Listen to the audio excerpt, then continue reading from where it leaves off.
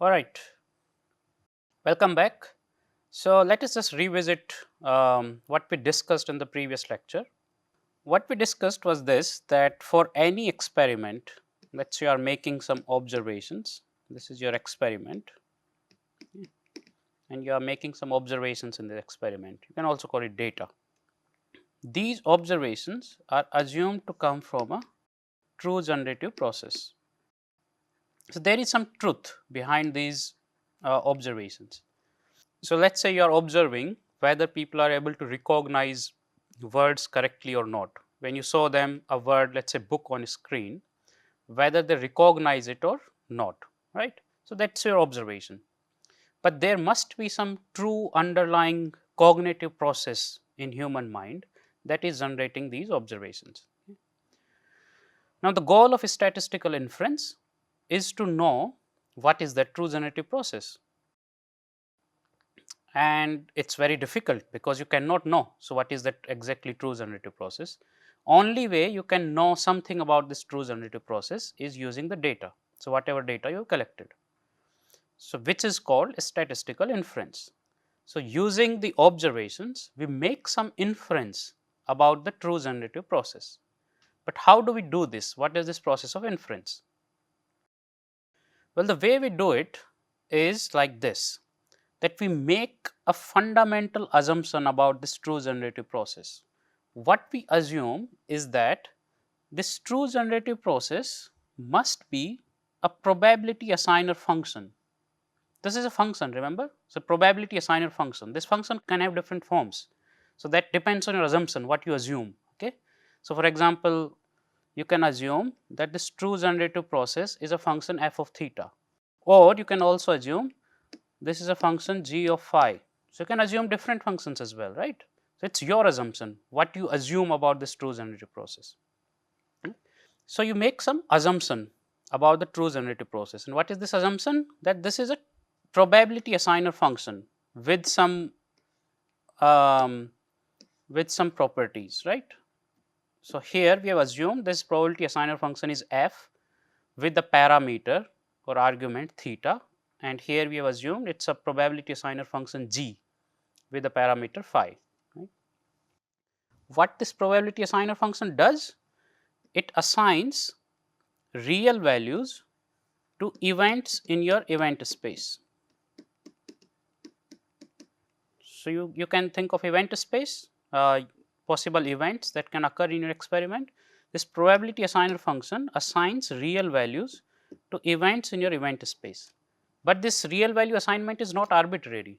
It is constrained by certain restrictions called three axioms of probability. Okay. So, that is how we define probability. That probability is a way of assigning real values to event in your event space constrained by certain axioms. Okay. That is probability. So, it is a more like a function, right. So, it is a function which gives you some real values for the events in your event space constrained by certain axioms. Okay. Now, what is inference? Then how do we make inference? So, this is the assumption part. So, for any inference, first thing you need to do is to make assumptions. And what kind of assumptions we make? We assume a probability assigner function.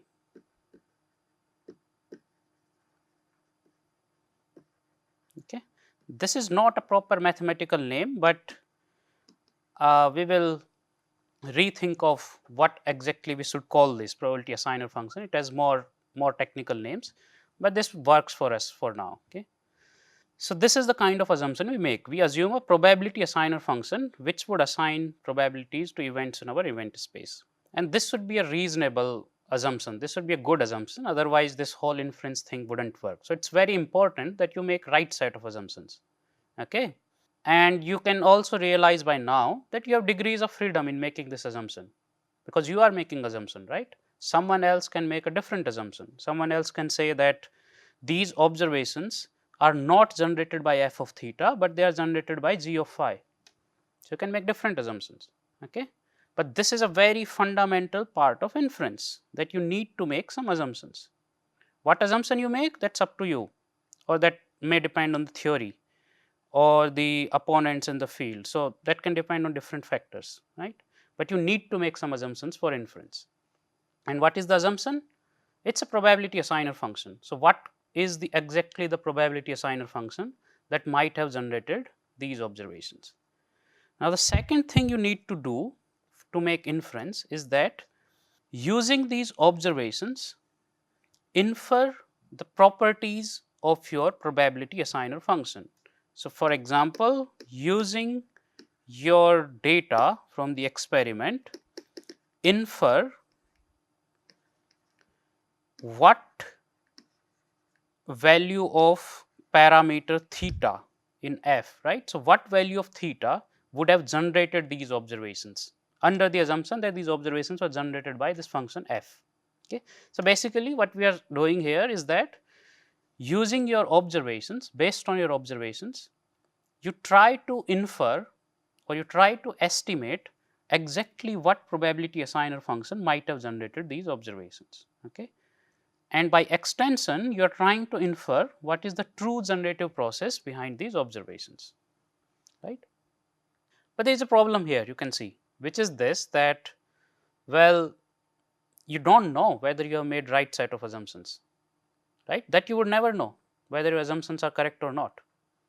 Okay.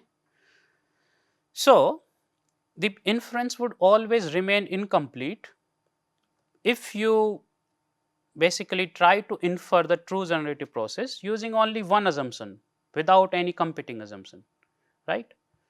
So, if based on your data you have inferred what is this function, exactly this function f, and you try to make a claim that the true generative process is f of theta hat or something, then that would remain incomplete, okay, because this holds true only under the assumption that observations were generated by this function f.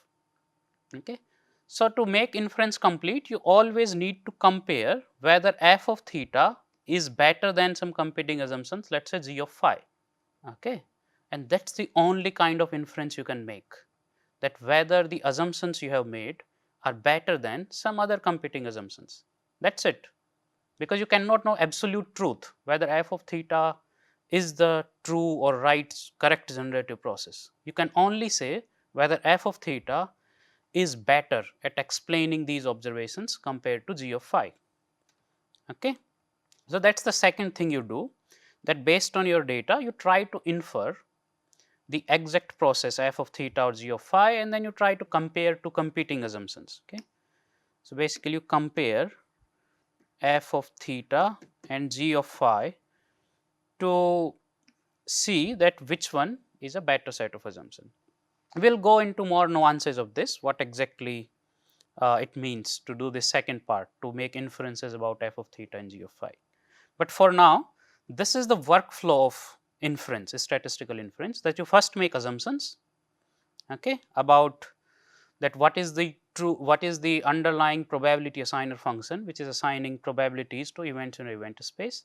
Then you try to infer the properties, exact properties of that probability assigner function using your data, and then you compare competing probability assigner functions, competing assumptions, to infer that which one is better at explaining the data.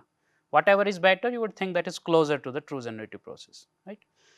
Now, what we need to understand is that what are these three axioms, three restrictions on probability assignment, because that would define what is the nature of these probability assigner functions. And second, what kind of assumptions you can make exactly. So, what is exactly the nature of f, what kind of function f you can assume, what kind of function g you can assume, right. So, we will see what a realistic probability assigner function may look like. Okay. So, just to revisit on three axioms. Okay. So, we discussed three axioms in the previous lecture, just to make you revisit them. So, the first axiom was this, that for any event E which belongs to your event space F, probability of event E should be greater than equal to 0. So, that was the first axiom. So, you cannot assign non-negative probabilities. Second axiom was this, that one of the elementary events must occur. So, if E1, E2 E3 if these are elementary events, okay, such that E1 union E2 union E3. So, if they are elementary events, their union would be basically your sample space. Right? So, for elementary events, E1, E2, E3, if these are elementary events, one of the elementary events must occur. So, what you can say is that probability of E1 union E2 union E3 is equal to 1. Okay? So, probability of the union of the elementary events is equal to 1. Okay. Third axiom says that if events E1, E2, E3, En are mutually exclusive, two events Ei and Ej are mutually exclusive if their intersection is an empty set phi. Okay. So, for mutually exclusive events, probability of their union is equal to summation of their individual probabilities. That is the third axiom. Okay. So, the second axiom says that one of the elementary events must occur. So, probability of the union of elementary events is equal to 1. Third axiom says that if two events are mutually exclusive, then the probability of their union is equal to summation of their individual probabilities. So, probability of E1 union E2 equals to probability of E1 plus probability of E2. Okay. And we saw that using these three axioms, we derived a result that, let us say, if these are the elementary events in your experiment, this is what we derived for an experiment where participant has to give a yes no response, right. If these are the elementary events, then the probability of E1 plus probability of E2 is equal to 1. So, this is something we derived from second and third axiom. Okay. Of course, probability of E1 and probability of E1 both should be greater than equal to 0 here, it can't be negative. Okay. So, these three axioms would determine what would be the constraint on your probability assigner function. Okay. Now, let us take an example and let us see what a realistic probability assigner function might look like. So, we can revisit our example where participants see a string on a screen and their task is to recognize whether it is a meaningful word or not. So, they will respond with no if it is a non word, and they will respond with yes if it is a meaningful word. Okay. So, what is the sample space of the experiment? Sample space is a set containing yes and no, right. What is the event space?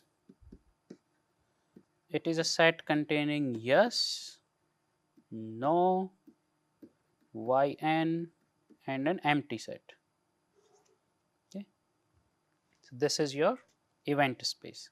Let us name these events E1, E2, E3. Okay. Now, first axiom would say that probability of E1 or probability of E2. Okay. So, all these probabilities would be greater than equal to 0. Okay. So, probability of E1, so based on first axiom, probability of E2, okay, they would be greater than equal to 0. What would second axiom say? Second axiom is about elementary events, remember. So, one of the elementary events must occur. So, that is probability of union of elementary events E1 union E2 should be equal to 1. That is the second axiom. What would third axiom say? That if two events are mutually exclusive, what are the mutually exclusive events here? E1 and E3 is not mutually exclusive, they have one common element y. E2 and E3 is also not mutually exclusive. Okay. So, the mutually exclusive events here are actually E1 and E2, which are also elementary events, by the way. So, if two events are mutually exclusive, okay, so here E1 and E2, then the probability of their union, so probability of union of two mutually exclusive events is equal to summation of their individual probabilities. Okay. Now, you can derive from equation 2 and 3. So, equation 2 says that E1 probability of E1 union E2 equals to 1. 3 says probability of E1 union E2 equals to probability of E1 plus probability of E2. You can derive from these two that probability of E1 plus probability of E2 equals to 1. What is E1? It's an elementary event containing only yes. What is E2? It's an elementary event containing only no. Okay. So, summation of these probabilities is equal to 1. Okay. Also from first axiom you know that probability of y and probability of n, okay, this should be greater than equal to 0. So, whatever probability assigner function you would define, it should follow these restrictions, right. So, let us think what probability assigner function you can define. So, maybe we can start with a very naive and very simplistic probability assigner function. Okay. So, let me define the function like this. I am defining a function f of theta. Okay. So, the function is f of theta, okay, such that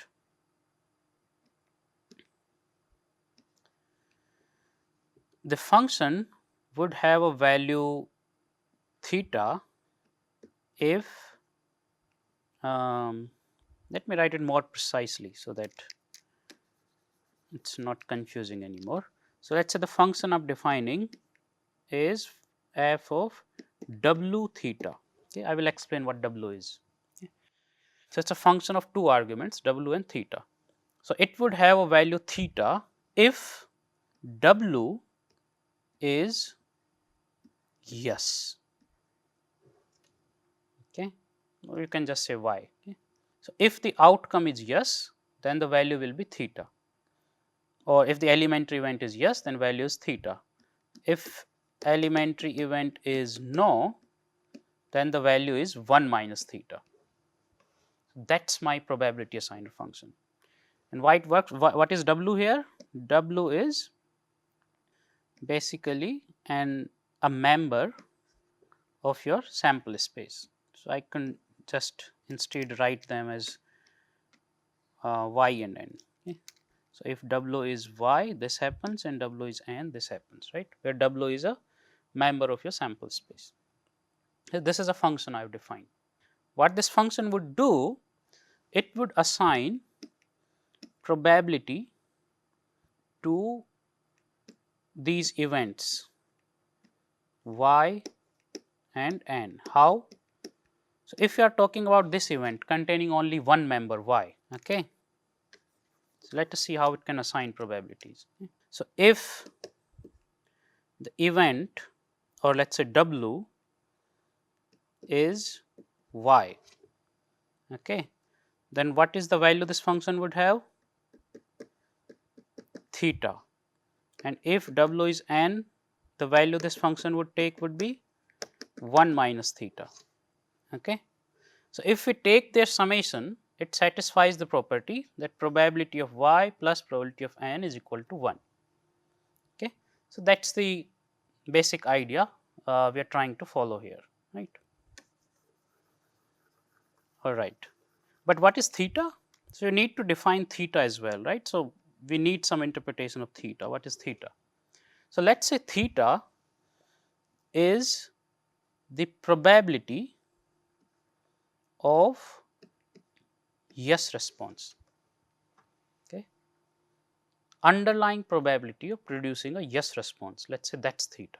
Okay. So, if the elementary event is yes, okay, then this function would have value theta. If it is no, the function would have value 1 minus theta, right. Now, depending on what is the true underlying probability of yes response, this function would assign probability values. What does it mean? So, let us say your cognitive process is such that, or let us say in a particular task, a participant is just making guesses, right. The participant is not even seeing what is the actual word, and they are just making random guesses. In that case, the true underlying probability of yes response would be, let us say 0.5. Okay. That means for an event where response is yes, the probability assigner function would assign. So, to event E1, the function would assign what probability? For w equals to y and theta equals to 0.5, right. So, these are the values arguments will take, right, for event E1, because it is event E1. So, w will have value y, w will be yes, and theta would be 0.5, because it is a guess process, that is why. So, it depends on the process, right. So, or the truth, right. So, true generative process. So, probability of E1 would become 0.5 and probability of E2 would become f of w equals to n and theta equals to 0.5. So, it would be this 1 minus 0.5 equals to 0.5. Okay. So, this is how this probability assigner function can assign probability values to the events in your event space. So, what it requires to assign probability values? Well, some information about the event to which you want to assign the probability value and some information about this parameter theta. So, this parameter theta is unknown. So, this is a parameter and very fundamental thing that we will later on see, that in most of this course we will be trying to estimate this parameter theta using the data, because we do not know what is this true parameter theta for any particular experiment. Okay. Why? So, think about it. So, let us say you are doing the you are doing this word recognition experiment, okay, on, and you are showing every time some non word like BKTR, and what you observe that you do this 10 trials, you do this experiment, let us say 10 times, and what happens is that 7 times you get a yes and 3 times you get a no. Okay. So, what could be the underlying process that could generate such data? Okay. So, even when we assume that the underlying process is this, the underlying probability assigner function is this, right, even then the value of theta would determine whether you can generate this kind of data or not. Okay. So, if theta is, let us say 0.2, then it is very unlikely that this process can generate this data. But if theta is, let us say around 0.7, then it is very likely that this process can generate this data. Okay. And that is very interesting, because now using the data you need to estimate, using this data you need to estimate what would be true value of theta for which this particular process can generate this data. Okay. So, for example, theta equals to 0.7 would be more likely than theta equals to 0.6. Theta equals to 0.6 would be less likely to generate this data compared to theta equals to 0.7. So, you can actually get a basically a function that what values of theta are more likely to generate this data, what values of theta are less likely to generate this data. Okay, so, for example, 0.7 is most likely, 0.6 is less likely, 0.8 is less likely, 0.9 is very less likely, like that. This we will later see is called a likelihood function. Okay. So, this is how you can define a very simple probability assigner function. Now, what we need to think is that, well, this is a very naive and simple function which works for us for this example, but what if you have more complicated experiment where you have let us say 10 possible outcomes and then 10 possible elementary events. In that case, would you define a function containing 10 rows of these if else statements and then defining these probabilities theta 1, 1 minus theta 1 plus theta 2 and so on, right. So, it becomes very difficult as you go on to have more possible outcomes. We will see such examples in the next part. Okay. So, I will stop here and we will take some more examples in the next lecture. Thank you.